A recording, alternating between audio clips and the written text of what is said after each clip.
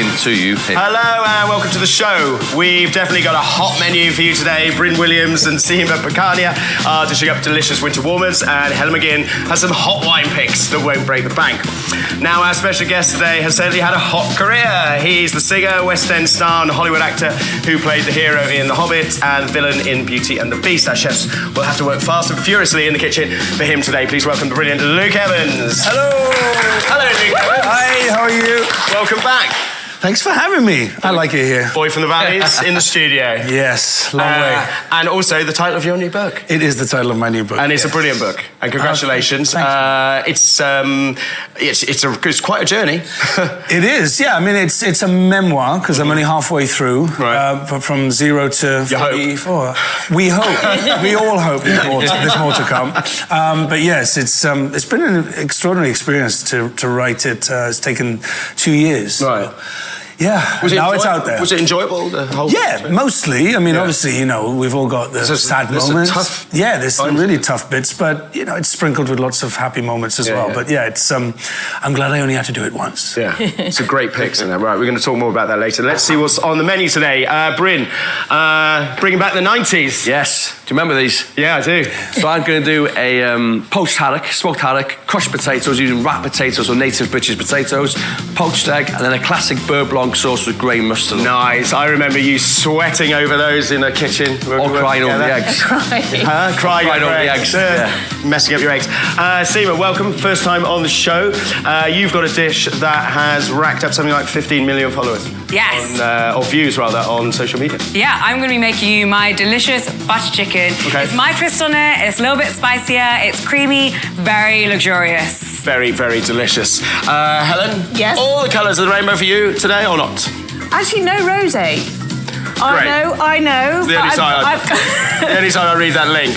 I don't have any rosé. I just like to keep you on your toes. Yeah, thanks. I've got 2 really lovely whites and then 2 reds with yours. Whichever way it goes, they're both lovely, but I really hope you get heaven because then we can have a wine that is completely new. Like it was on a vine 2 months ago. Wow. Yes.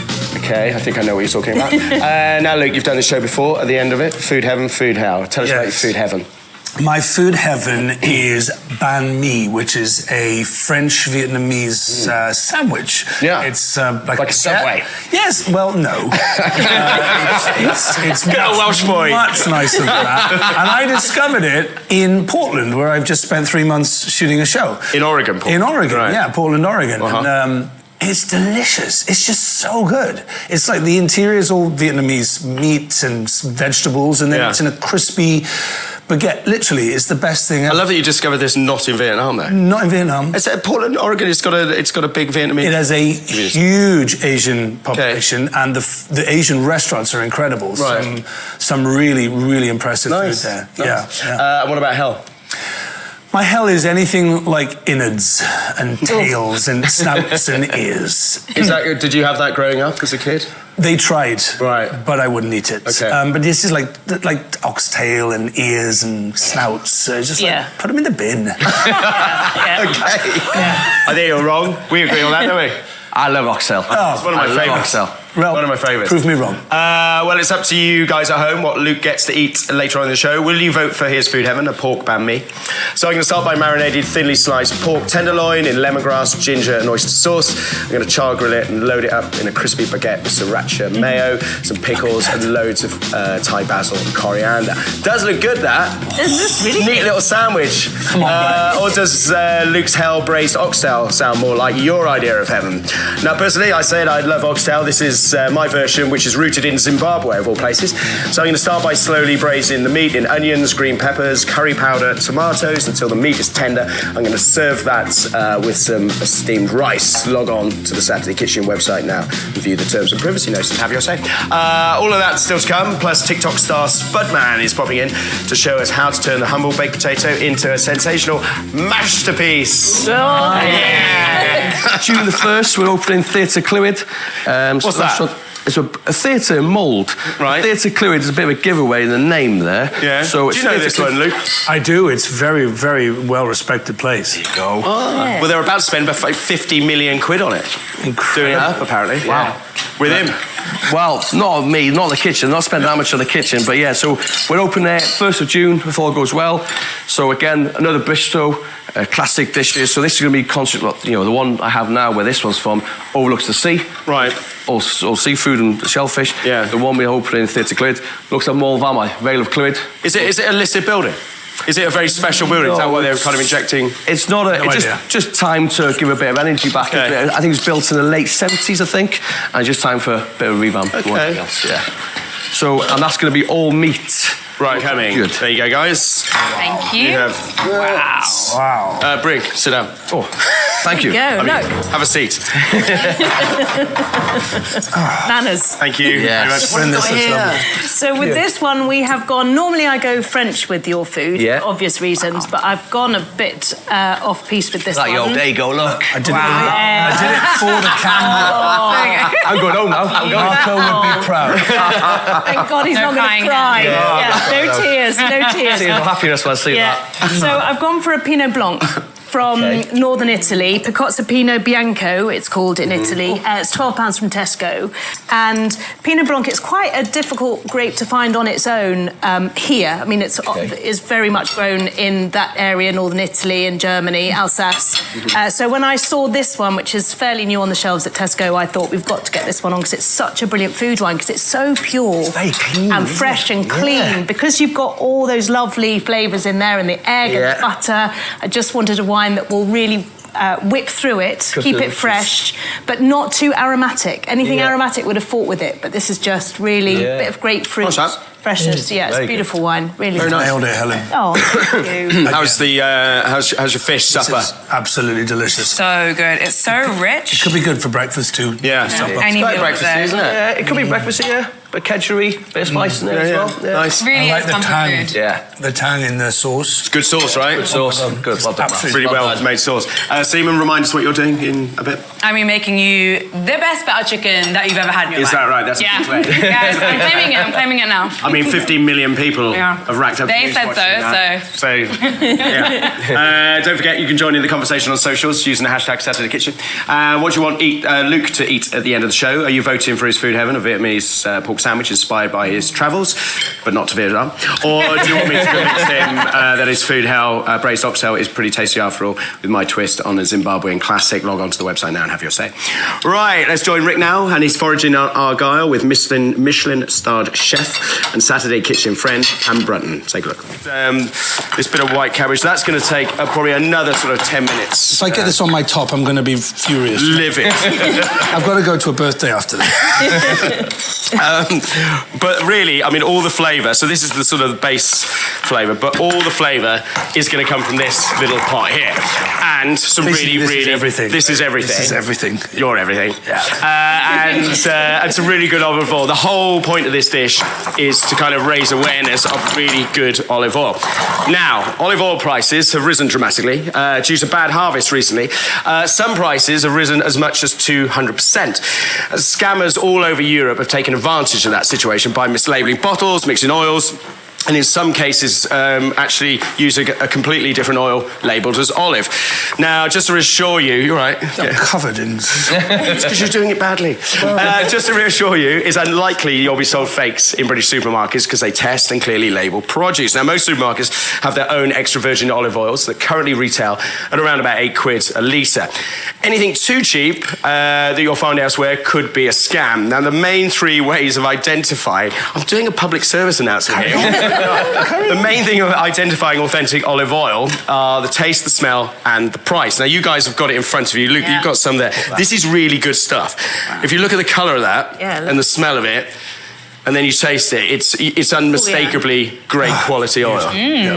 Yeah. I mean, it's delicious. It's got grassy notes, it's peppery in some places. Sometimes it's so peppery, it's like too much, I think. Yeah. What do you say? You're about to say something. Or you're about to shoot it. Quite peppery, yeah. But that's lovely. That's so really what nice. about the colour? Does the colour give you any sign of... The colour, very good question. The colour does give you a good sign. Yeah. But it can also be faked.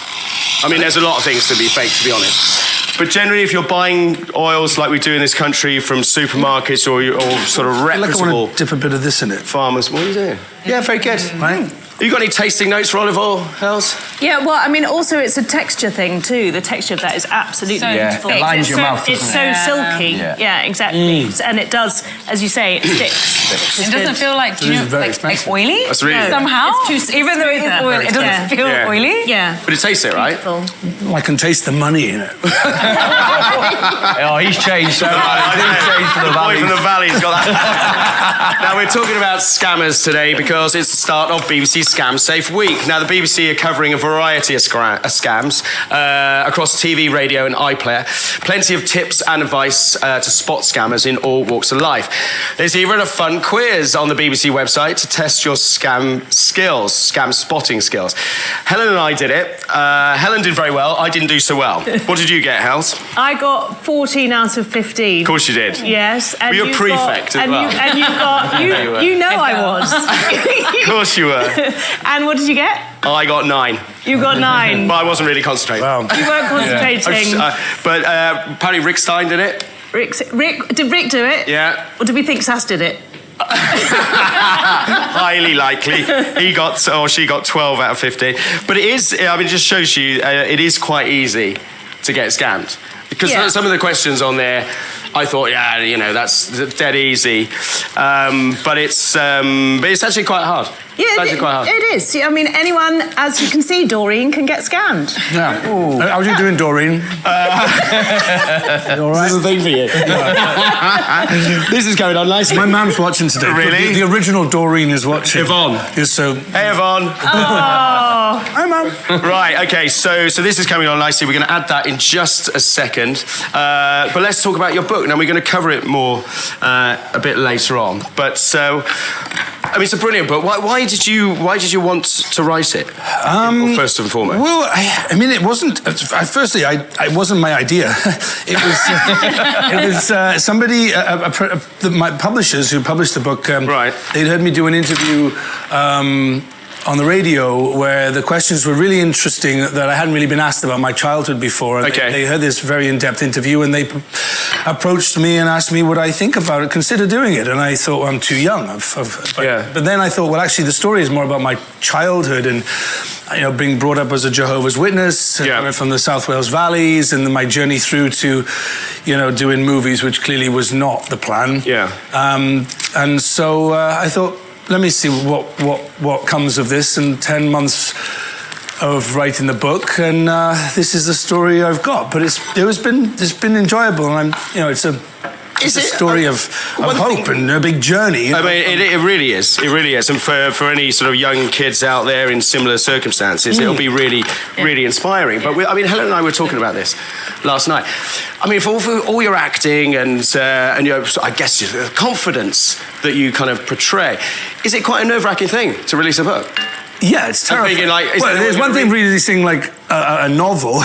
There's another one releasing a story that is your whole life, warts and all, everything. And something that you have written yourself. Yeah, and knowing that what I'm writing is not been... People don't know the story. And so, it was a little scary, but the response has been incredible. I've done some live shows where I've been chatting to people that have read it, and it's really moving, the response. So I'm happy about that. Good. Yeah, really happy.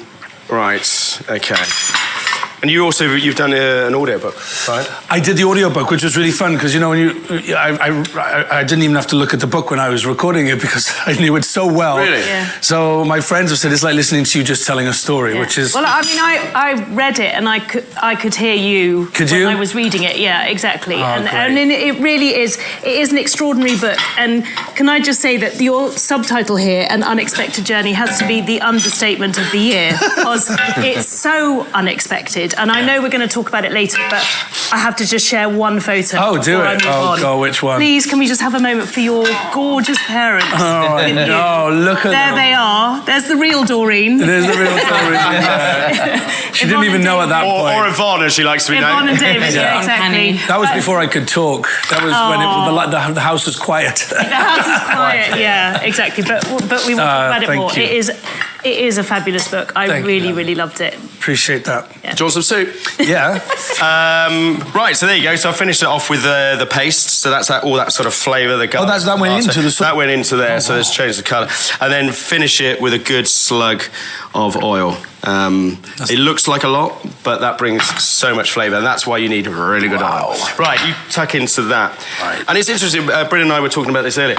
There's no Parmesan in this. There's no kind of extras, and we're guessing that it's probably because Parmesan's expensive, and you wouldn't have put it in, but I don't think it needs it. Was there mint in this? Yeah, there's mint, there's I love dill, the mint. I would never put mint in this. fennel fronds, parsley. Just gives it a real sort of kick. That's delicious. It's like a play Nice, on isn't it? minestrone, isn't it? Yeah. Yeah. Yeah. I like coming across stuff like If this. I serve this as a starter, I don't think anybody would want anything else. Falling It's at your so feet. good. Yeah. Yeah. Good. Thank you very much. You're very welcome. What do you want me to make for Luke at the end of the show? Will it be his food heaven? If so, I'm going to start by marinating some thinly sliced pork tenderloin in lemongrass, ginger, and oyster sauce. I'm going to char grill it and load it up in a crispy baguette with sriracha mayo, pickles, and loads of fresh Thai basil and coriander. Or do you want me to convince him on his idea of food hell and that oxtail can be really tasty, which it is? So this is my version of a dish from Zimbabwe. Has it got bones in it? Yeah. Oh. I mean, oxtail's kind of hard not to have bones there. I'm going to start by slowly braising the meat in onions, green peppers, curry powder, and tomatoes. And the meat is nice and tender. I'm going to leave it on the bone and serve that with some steamed rice. Log on to the website now and have your say. Dear. How's that? This is delicious. Nice, right? Simple but delicious. Right, let's catch up with those two gritty Italians now, making a dish so good it brings a tear to Gennaro's eye. I have, and it is full of beautiful recipes and photographs. So I'm actually going to start. We have to look at this. This is a photograph with your beautiful mum, who's obviously a real inspiration for so much of your cooking, and your dedication to your mum as well is just the sweet. Yeah. But it's called Craveable, and it does exactly what it says on the tin. It is so gorgeous. The recipes, you look at them, you want to cook everything. Love that. And one of our favourites, because it's also the photographs are fabulous throughout. So there's this brilliant one. Oh look, I've gone straight to the puddings. How very typical. Photographs are really fun. So there's this one here, which is Seema's fried chicken. Yeah. This is one of my favourite photos. We love that one. I wanted it to really look like an advert, and I wanted to have it like still fun and easy, and just like show that cooking can be fun and chill. You know, you don't need to be too stressed about it. But also this spiced rum sticky toffee pudding. Yeah, yes, that please. is delicious. If you love sticky toffee pudding, which most of the nation does, then you'll really love that. Yeah, it's fabulous. It's a lovely, lovely book. The recipes you really want. It's very now. It's very mob kitchen. It's very now. Yeah. Seema, when am I coming over for dinner? Tonight. What do you want? Oh my God. See how you can handle the spice first, then we'll see. Oh, that looks so. So let's talk about this chicken. Seema, was your mum like your assistant? Like my mum was my assistant when I was a kid. Yes, literally all the time. Doreen. And I think. Why Doreen? Yeah, where did that come from? The name makes me laugh. That is the. Sorry, Doreen. I know. I love it. I love the name. Tickles me. Gorgeous name, very sweet name. But it was, and I would make the kitchen an absolute mess. Yeah. Everywhere. You have something in common with someone else around here. My mum would come and tidy it all up at the end. I'm really upset about my top. Right, you have a seat. See, if you'd worn the blue, it wouldn't have happened. I know. That's you why I wear a should wear different dark colours. shirt. You wear red with curries always. Really? That's the rule. Oh, okay. What are you doing? Okay. Smelling it. Did you do that in a restaurant? What have we got here, Helga? So we have got a Paul Mas Marsan, which is from Asda at £7.50. So Marsan is the grape, and normally it's lost in a blend with a white roan. You don't see it on its own. I love it on its own. It's nice, that. Because it's a real kind of stone fruit gem, and still got the freshness which you need, but a bit more oomph flavour to go with the spice, because that is spicy. And I find sometimes you have alcohol with spicy food, it makes it too spicy. So this is like that's perfect. exactly what happens. Yeah. And I love that you were saying that wine, you've just basically got into the wine because you realise that wine with food it's is so much better. It completely tones it down. Yeah, it does, exactly. Good. But choosing wine with curry is quite difficult, isn't it? It is, To get it right, because it can always go a bit... Yeah, if you go That's too lovely. heavy That's really in a good. fight... That you really need- works. Yeah, Yeah. it works, doesn't it? It does. Yeah. It's really nice, that. Thank you. How's the boy from the valleys? Enjoying that? Boy from the Valleys is lovely. This would go down well in Aberbargate. You two look like you're down a local pub. With a little hat. Just not having much chat, just eating away. We'll go for a pint later. Talking about the weather. Up in North and South Wales. Happy with that? Lovely, really good. Yeah. That's good. Delicious. Right, time for a sweet treat now from Nadi Hussein, and she's making shortbread like you've never seen before. No, I've had some. Same potato. So how do you cook them? What's the key to cooking the perfect? At home, your own oven, probably that size, an hour and a half, 200 degrees. In our ovens, we wrap them in foil because our ovens are a lot hotter in the trailer, and about an hour. And a crispy out skin? Got to have that beautiful skin. So does it crisp when you take the foil off, or does it crisp inside Our the ovens, foil? our ovens in the trailer will crisp them up with the foil on. Wow. They're so hot.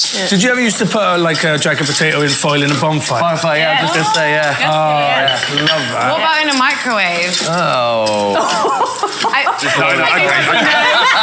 There is a way. There is 10 a way. minutes. Right. Microwave it and get it in the air fryer to get that crispy skin. So I will accept An hour and that. a half and bills. It does. I've got 9 kids. We chuck loads in the oven. It's fine. 9 kids? 9 kids. Wow. Well, you know. Right, now listen, all of this has led to a book. These guys... yeah, your book. Yeah, I forgot about that. All these guys have got different flavours. The Welsh contingent have got the Welsh one. It's literally called the Welsh one. Oh, we've got a Welsh rabbit over there. We got prawns and we've got a poutine potato as well. Seema, you don't actually like potatoes. No. I thought we could be friends. So I have a thing where, like, if the food is very, like oatmeal is quite stodgy. Things that like clog up your throat. I find that it makes me feel like I'm gonna like die a little bit. So I don't love potatoes. I said this. We have people come up all the time and say, "Oh, I'm not really a potato fan." That's you haven't tried mine yet. That is super good. Divine. Yeah. Thank you very much. Oh my God. Right. That is delicious. I love it. Really good. Yeah. That crispy out skin, the skin's nice and crispy. Look at him, he's split the blanc. He's looking at me. I was picking him up that I learned how to do it from him, and then he... Turns out it's been a while. I noticed we went quiet. We're in trouble. It's a really good recipe. Wow, okay, hang on, let me go. Right. All the boys look at me. No. It's all going wrong. How are we doing? How are you doing over there? They've all tucked into mine, just to That's say. fantastic. I haven't tried it yet. You know what? Just a humble, normal jacket potato with loads of butter and cheese. There's nothing And onion more gravy. about this jacket potato. It's the start of the show, potato. Do you know what I mean? Yeah. Amazing. Yeah, it's the original street food. It really is. This is like... That's delicious. Thank you very much. With or without. Better without. Right, we're going to soon find out whether it's food heaven or food hell for Luke. But first, let's head to France to the Hairy Bikers, who are getting a lesson in old school French cookery.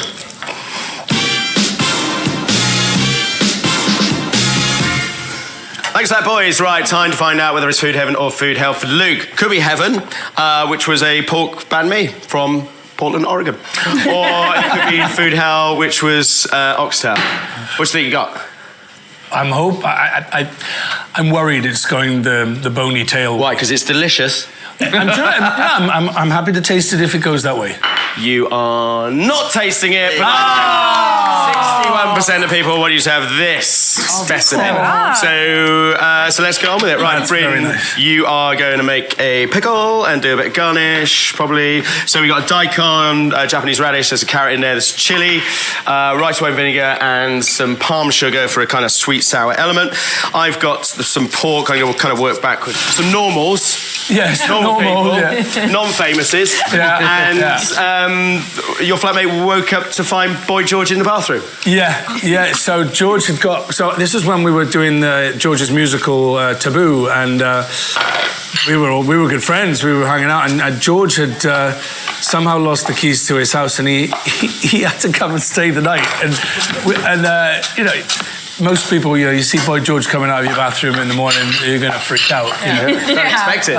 Very unexpected, yeah. My flatmate just came running in. He was a storyteller at a very big department store in London, and he came in his top hat and tails, ready to leave for the... He was like, that would be weird for Boy George.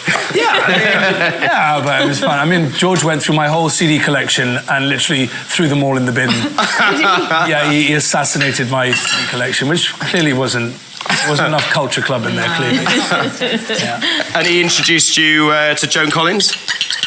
Joan Collins? Joan Rivers. Joan Rivers. Yes, Joan Rivers, yes. We met Joan Rivers. Well, when the show was on, everybody came to see it. Literally, so many people, and Joan came one day, which was really nice. And I've got a picture with Joan, and I thought she'd crying. Yes, so rude. So rude. I'm switched off. No, she came to see the show, and I thought she was crying because she looked like she had tears in her eyes. And they said, and George went, no, she's not crying. That's just the surgery. Like, George was so brutal. But yeah, it was very, very fun times, good stories. And what about the photos in there? You said you know there was a lot you had to go through. Well, yeah. I mean, you look at some of those and the guys you're hanging out with.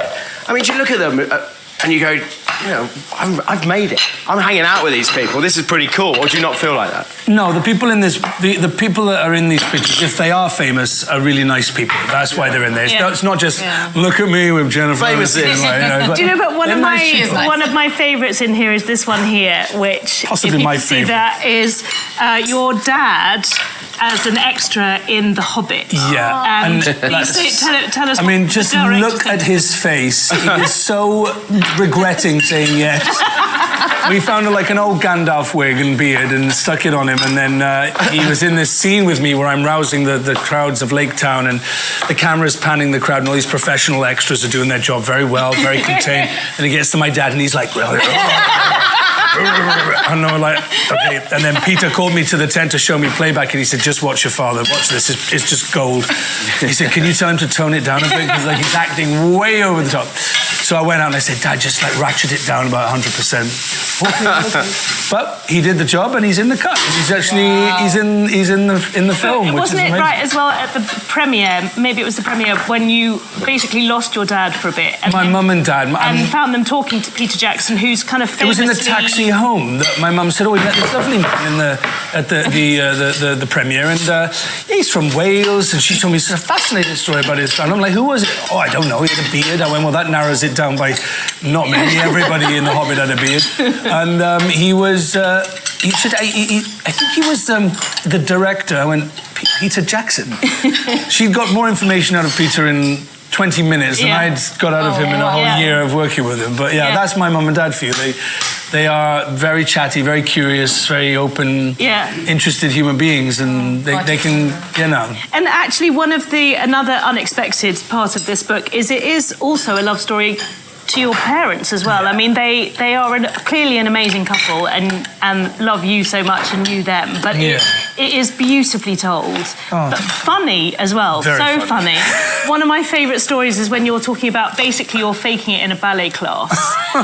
so you're standing at the back of the class and they say first position, so you just basically follow the boys. Follow whatever Second else. position, fine. What did you say about third position? And then the wheels came off when it got to fourth. Just like I can't do this anymore.